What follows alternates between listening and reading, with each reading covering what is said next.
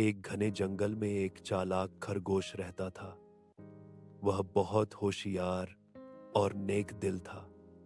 उसी जंगल में एक लोमड़ी भी रहती थी जो बहुत लालची थी। वह हमेशा दूसरों का खाना छीनने की कोशिश करती। एक दिन खरगोश ने सोचा, आज मैं अपने लिए मजेदार गाजर का सूप बनाऊंगा। वह सूप बनाने लगा तो खुशबू पूरे जंगल में फैल गई। लोमड़ी ने वह खुशबू सूंघी और फौरन खरगोश के बिल के पास पहुंची।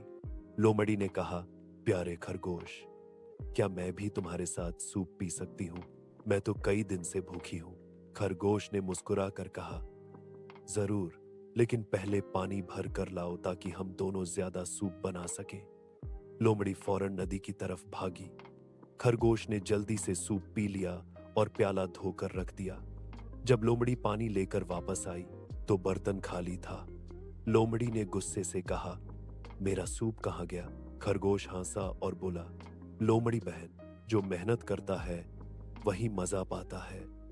तुमने सिर्फ लालच दिखाई, मैंने मेहनत की। लोमड़ी को शर्मिंदगी हुई और उसने वादा किया कि अब वह मेहनत से खाना कमाएगी। उस दिन के बाद वह दूसरों का हक नहीं मारती थी।